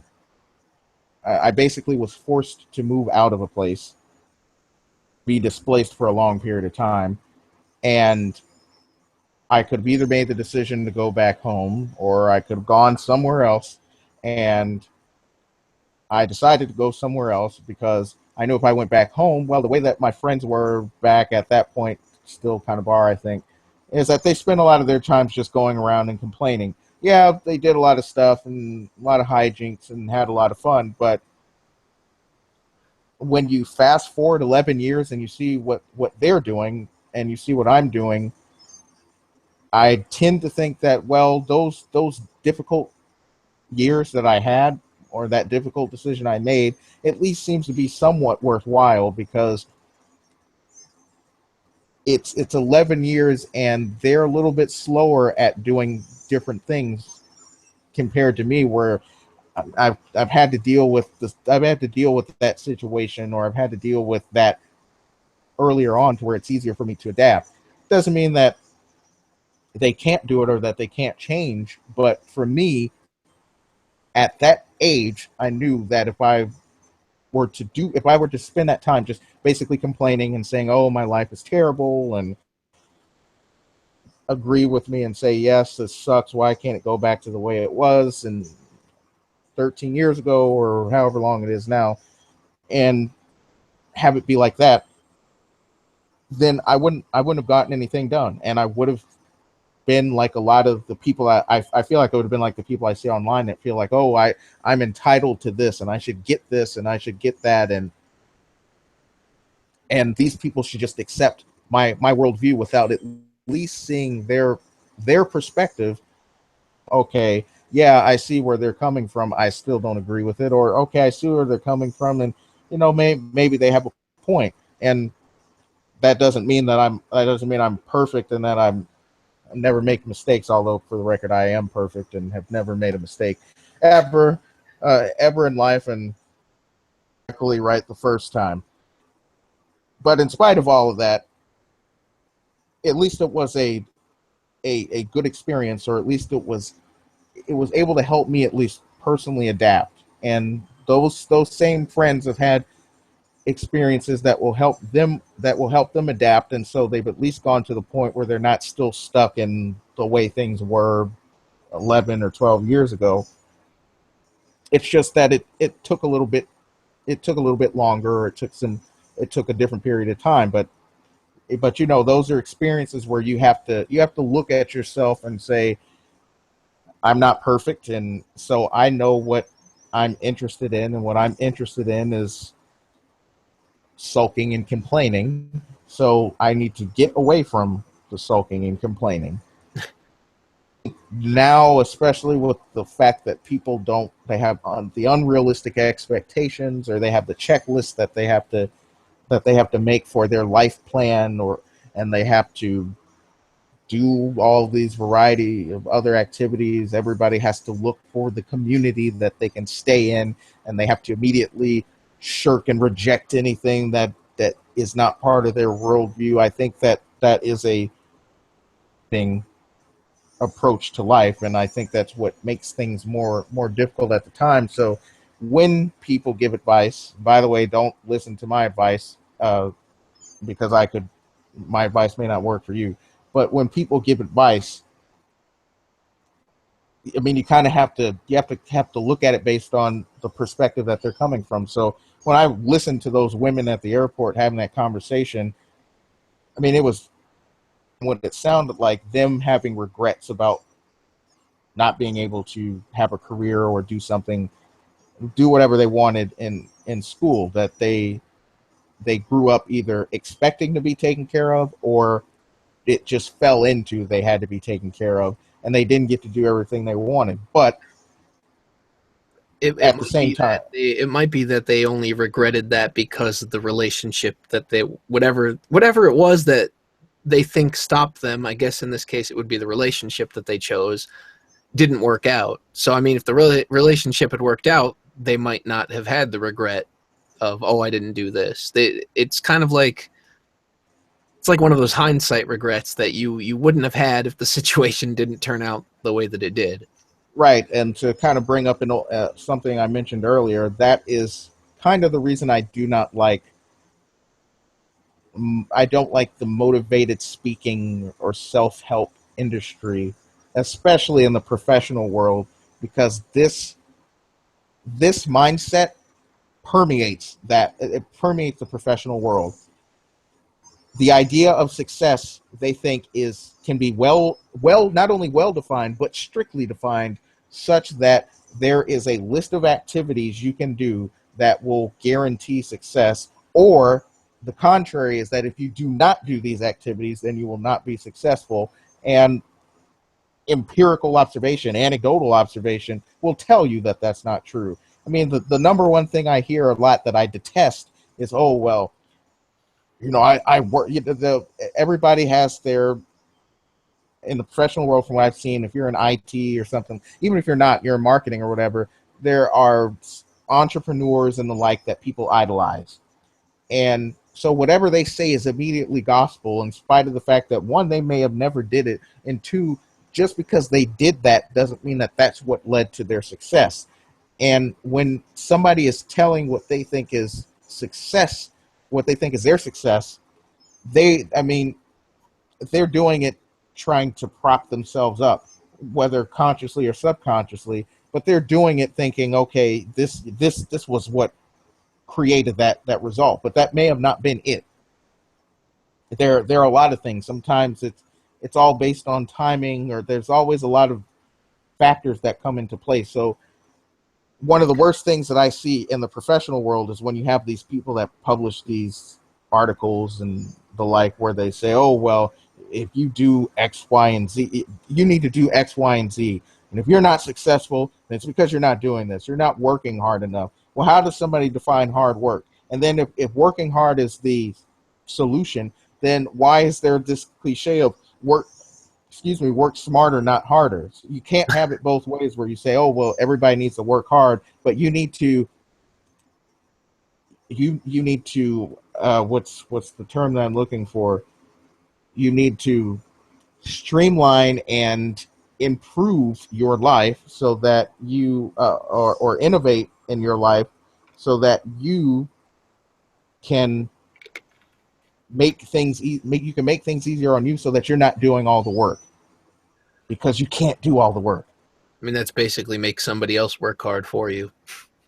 Right. And then there's also the other thing is, whenever these people publish these articles, there's almost always some obvious conflict of interest, and whether or not what they say is good or not. They could say something that's valid, but you at least have to understand where they're coming from. If they're writing something because that's their business, to inspire or to motivate people to do something, then, or to get you to spend money so that they can help you and motivate you to do something, that's what they're going to do. Like, one of the things I've heard a lot lately from people that help small business owners is that you need to create content, and you need to basically create free content and put it out there so that people can have access to it and know who you are and start to trust you and things like that.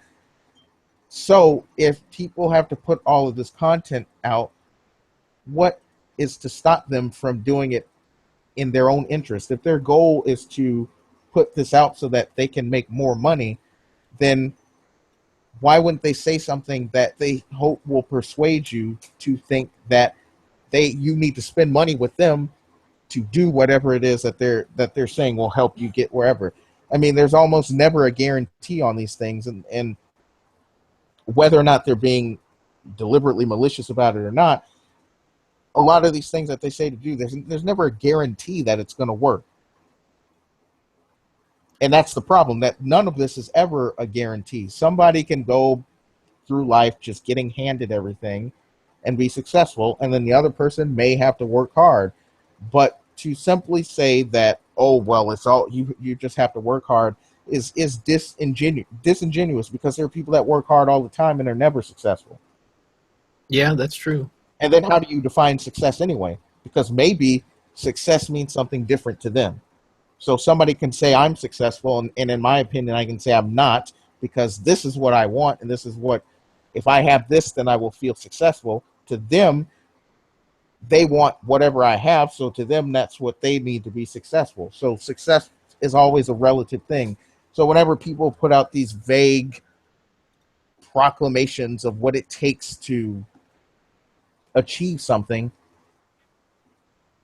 it's you have to take it with, what did that guy say? He didn't say a grain of salt. He said something, a multitude of salt or something. What that one guy that was talking about he wasn't gay. There was an article where somebody made a comment and he was like, well, I'm not gay, but as a cis white male or something, or whatever he said, but he said, take this with a multitude of salt, because I'm a cis white male. And by the way, if somebody says that they're cis, then I will take it with the smallest multitude of salt I ever can. But you have to put things, I think, into a certain perspective, or at least that's what I do, because it's very easy to leave out context. So whenever people talk about their success stories, a lot of times from what I read, they do leave out the context. And in fact, the irony is, if they're saying work hard, they leave out the part where they had to work hard. They say, okay, I did this, and fast forward a year later, I'm successful. Okay, well, what happened in between that year? That adds a lot of context, because that's where you made mistakes, learned the mistakes, learned how to fix the mistakes. You know, what happened? What did you do? Because maybe that will be helpful for me. Maybe that's something I never thought about, and now that's something I'll have to think about. Yeah, it would be better if they took a more realistic approach to it and actually talked about real problems that they had during their road to success. And I hardly ever see that. I see basically bullet points. I see people writing things in such a way to kind of push and persuade people a little bit. Where it's like, start company, sell product, question mark, profit. Yeah, or they'll do the thing where it's like, I face this and I face this and I face this, but I overcame. Okay, but how? Like there was somebody that gave a story where, I mean, it was really traumatic.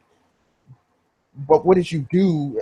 But what did you do to overcome that trauma and turn it into a positive? You just said I turned it into a positive, but you didn't say how you did. You didn't say, you know what?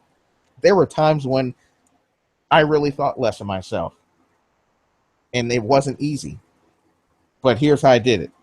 But here's how I eventually came into making this a positive.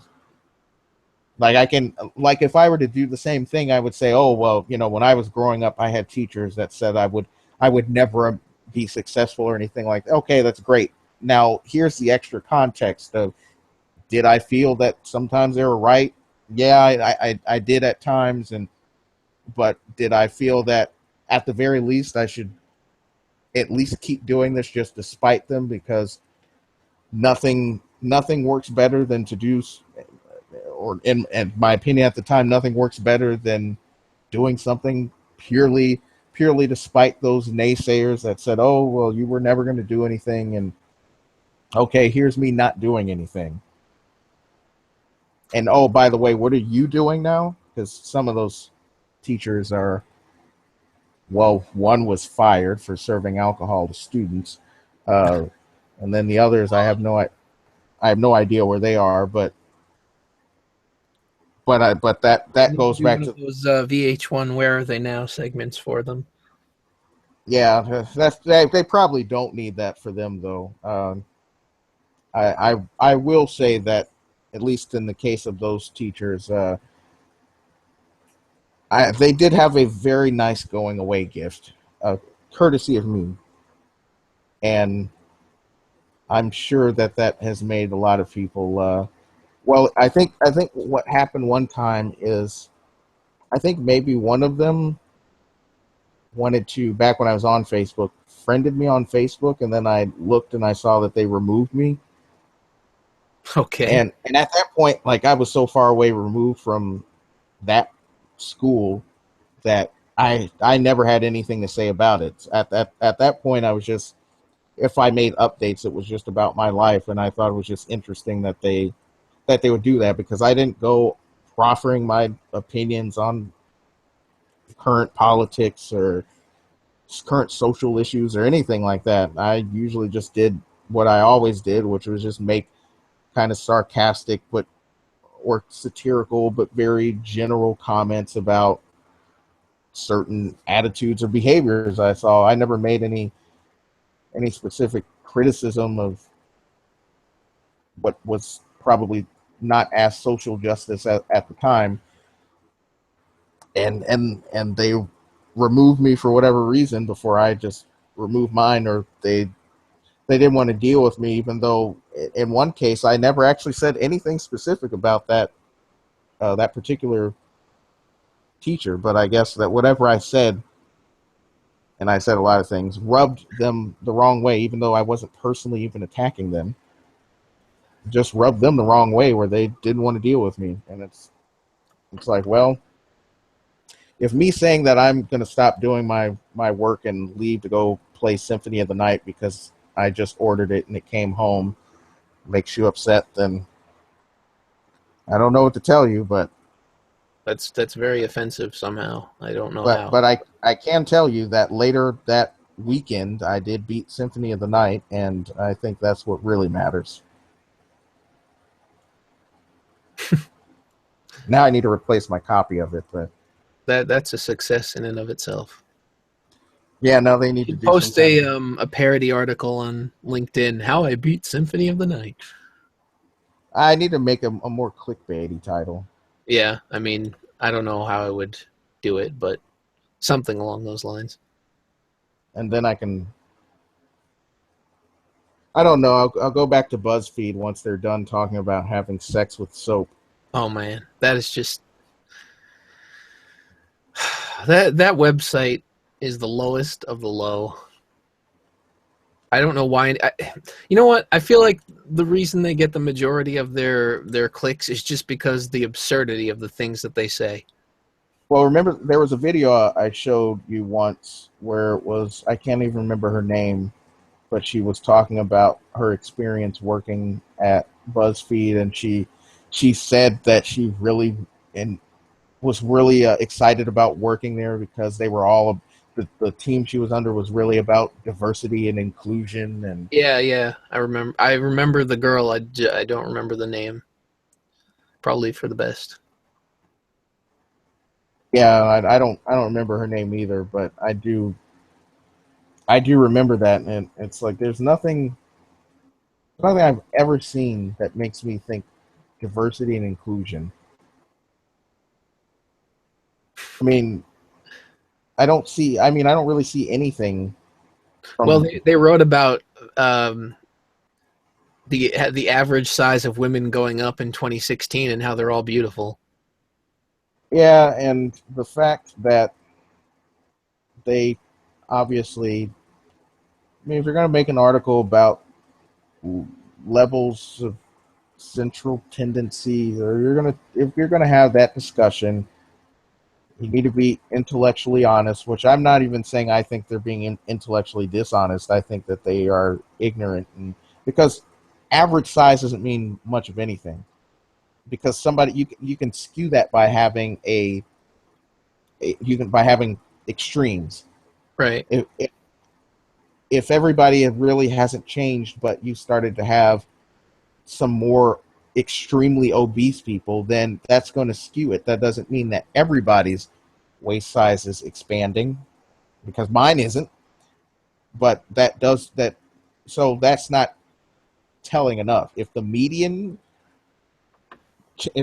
got higher, then yeah, then that's something to talk about. But Yeah, I mean, I don't think they're doing it to be. Oh well, I know they're not doing it to be scientific. They're doing it to be. We need to be, accommodating and accepting of these people and call them and praise them for things that they didn't work for, unless you consider cheeseburgers work. well, when Movie Bob or Jim Sterling picks up those cheeseburgers, they're burning calories to ingest 8,000 times more,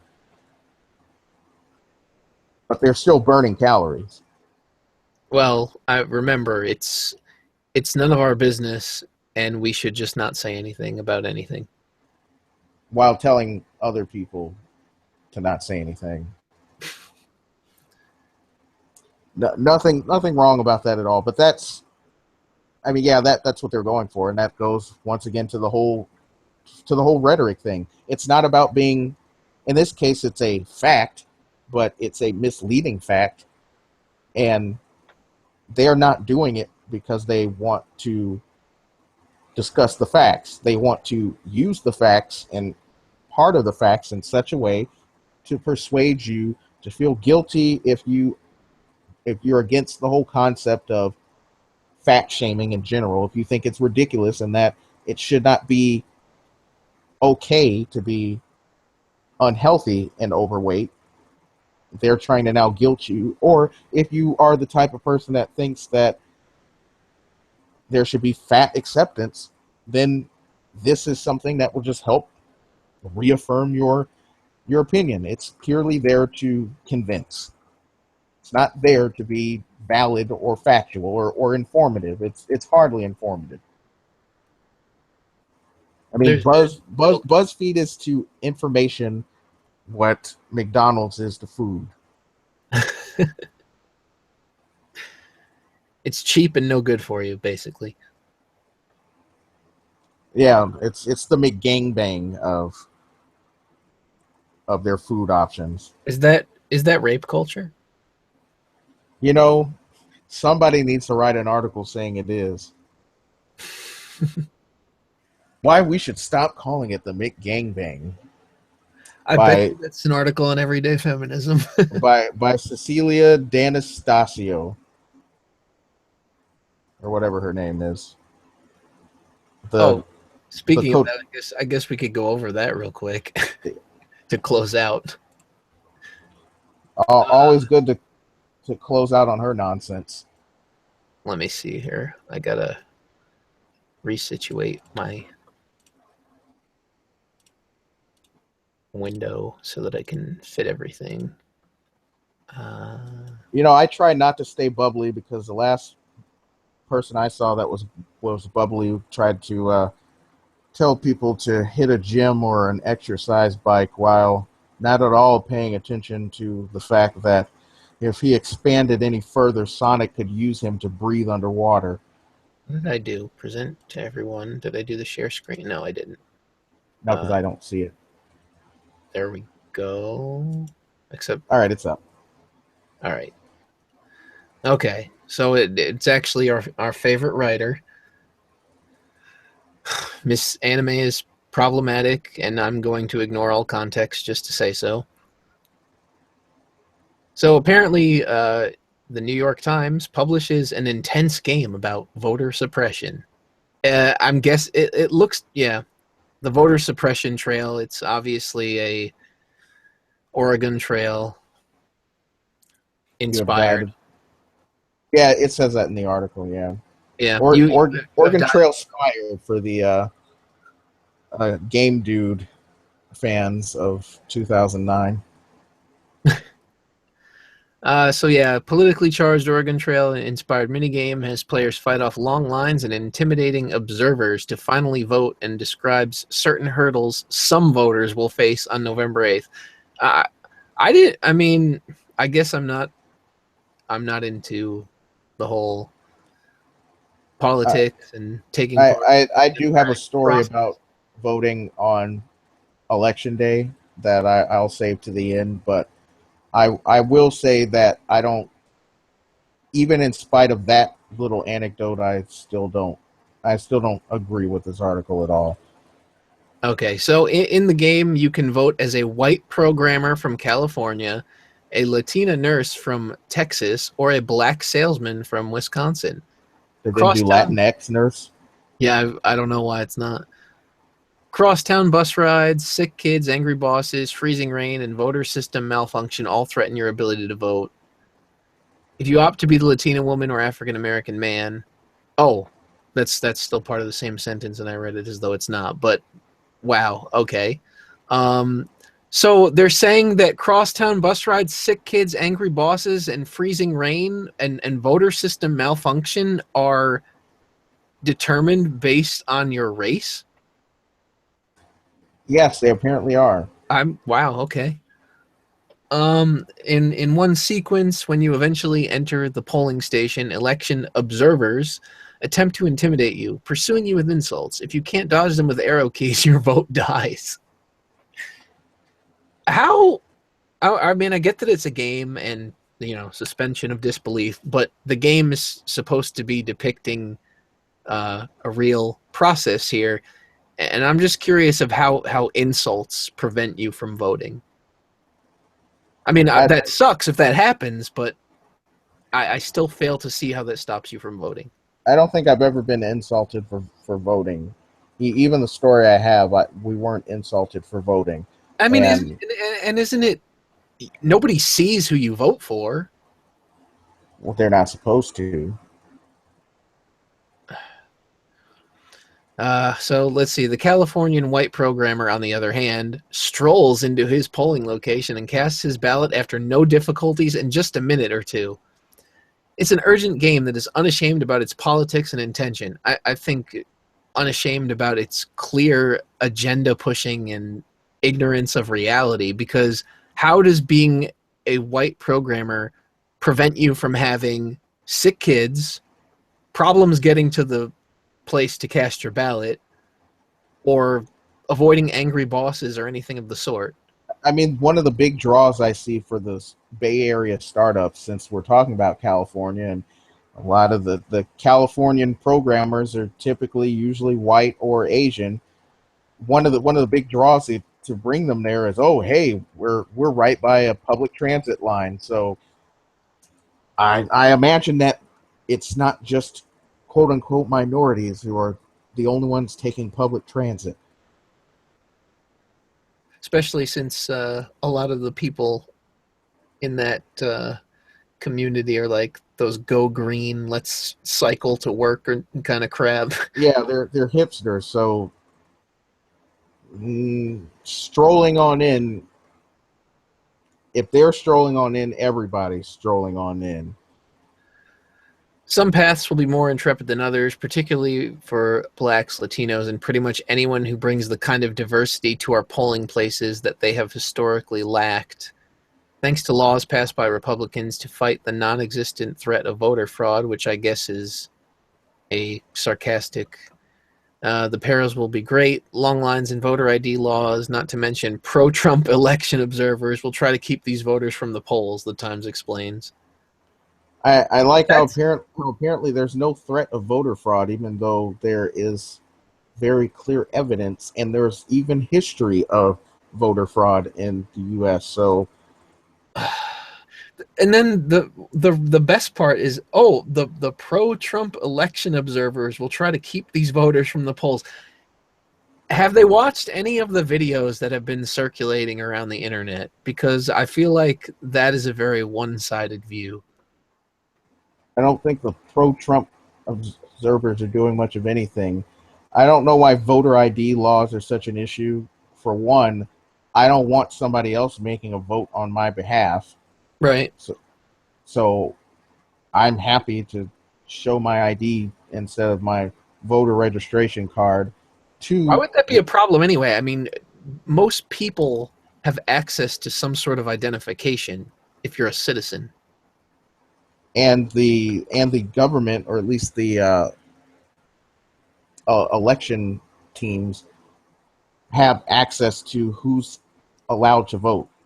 Some have manual processes, some are more automatic, but they know who's allowed to vote. So I don't see why that's an issue. As for long lines, yeah, a lot of states let you vote early, so maybe that was the better idea, to vote early.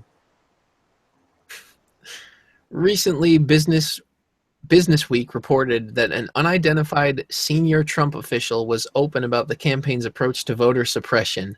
Unidentified. He said, "We have 3 major voter suppression operations underway, which Business Week explains are aimed at 3 groups Clinton needs to win overwhelmingly: idealistic white liberals, young women, and African American." Well, why am I not surprised that they magically named those 3 groups of people?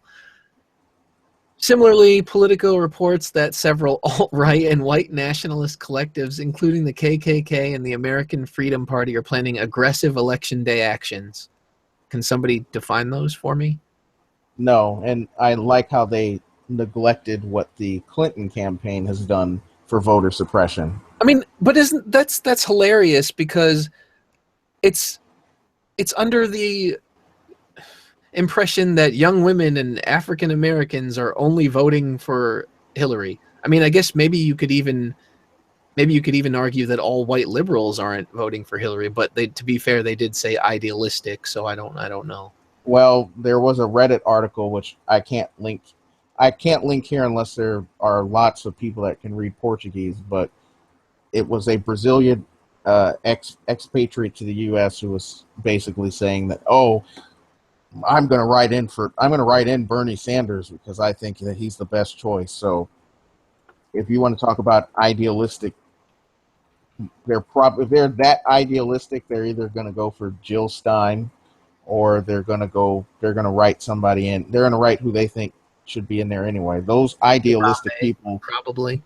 Yeah, those idealistic white liberals didn't want Hillary to begin with. So the ones that weren't idealistic enough or had to be coerced will go there. But you'll still have those that won't. You'll have young women who don't want to vote for Clinton, and you certainly have African Americans, Black Americans, who don't want to vote for Clinton. The voter suppression trail is the first video game from the Times OpDocs section. At its end, it offers to help players find their nearest polling station. Well, how very useful. The comment section is just... It was a mess when I visited it. I don't expect it to be any better now. So this is great. I like the idea, but I think the game is too exaggerated. It kind of undermines the accuracy of the issues it's bringing up by basically making it seem like it's completely impossible to vote unless you're a white programmer. I completely agree that voter ID laws and similar tactics to disenfranchise minorities are terrible, but I don't feel like this game does anything to educate me on the topic. It just makes it seem hopeless. And then they quote it. The reply quotes, "It just makes it seem hopeless," and then seems like it did a pretty good job of educating you on the topic. Then are they really? Why do people act like we live in the absolute worst society ever? I didn't have these problems. Even when I was a programmer, there was only one time when they really prevented me from voting, and that had more to do with the actual deadlines than the issues or disenfranchisement issues. And so I don't know what these people are talking about, but the very first time that I voted in a presidential election, or the very first time I voted at all, I was living in a completely different state altogether. And yes, we had long lines, and I don't even know if that state had early voting, but if it did, I didn't do anything about it until election day. And yes, there were issues and there were problems. It didn't matter in the end because the parish I was in was was on the political side that I was on, so it didn't matter. Even though I did get the vote, but yes, there were long lines because one, the polling location was at a university, and people had to walk to the university. They had to take the bus. They had to do a lot of things, but that didn't mean that they were disenfranchised or that they were taking time off. In fact, these people came to vote after work hours, so if they worked a 9 to 5, they weren't in trouble for voting, and if they were working different hours, then they came in at a different time and voted. But to say that, oh, these things are happening and it is hopeless is ridiculous, because well, when I knew and was able to do early voting, I just did that and we had no problem. There was no suppression of my vote. I just walked in and nobody was there, and I cast my vote. And given that I spend time outside of my little bubble, I'm able to do things like even do what the hipsters do and ride my bike. And I can ride a bike past a place that I see as, oh, is a polling location, and oh, I can probably go in that place and vote. And if I know enough about my surroundings, which I do, I know that I in fact can vote, and I know how they or what I need to do to vote. Which, like I said, one of the things is having ID. That's not a bad thing, because that means that they will look and make sure that I am qualified to vote, that I haven't voted already, and that somebody hasn't come in trying to vote on my behalf. Right. I'm So amazed by some I of these. don't get why these people are like, oh, well, your boss is giving you trouble about voting. Yeah, they would do that for anybody. If that's the kind of boss you have, they're going to do that for anybody. They're going to do it for the white programmer. Yeah, it's the whole, oh, I don't like these people doing this stuff on so-called company time. Right. And then but you'll also have those that say, yes, you need to, if you haven't done it, then you need to take time off right now and do it. And they're going to say that to everybody. And how do I know? Because they said it to everybody. And they said it to a group of people, and many of them were not white males. They were neither white nor male in some cases. And those people that didn't vote went to get up to do what they were supposed to do. Problem solved.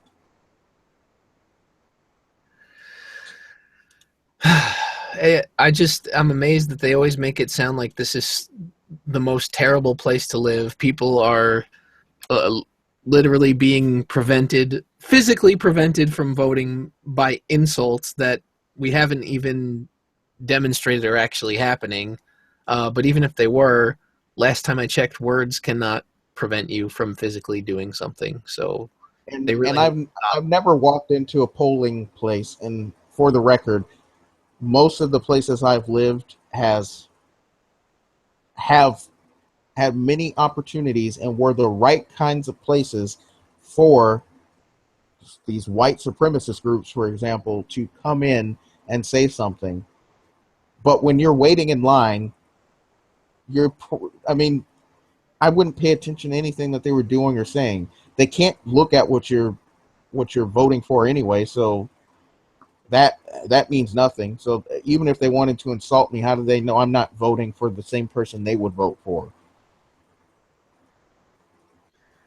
Yeah, And even then, it's a little, are some words going to stop me? In fact, if somebody insults me and wants to call me names, that's only going to compel me to vote more, because now I'm going to say, oh, nope, you tried to stop me, but oh, okay, watch me go and do something I'm legally required or legally permitted to do. exactly. I don't understand this whole thing where we're telling people, trying to tell people that they can't do something just because someone is telling them they can't. That's not encouraging at all.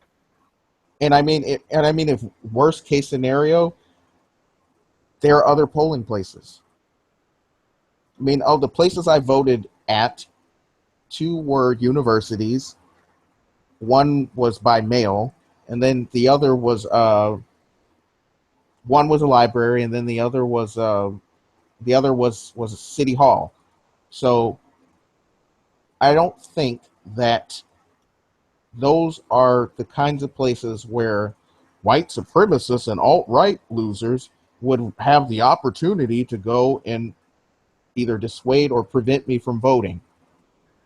On university campuses, they're not going to go too far, I mean, especially when they have campus police. They're really not going to go too far. I was going to say, I feel like if a situation got too out of hand at one of these locations, they would have the cops down there and it would be taken care of and people would still be able to cast their vote.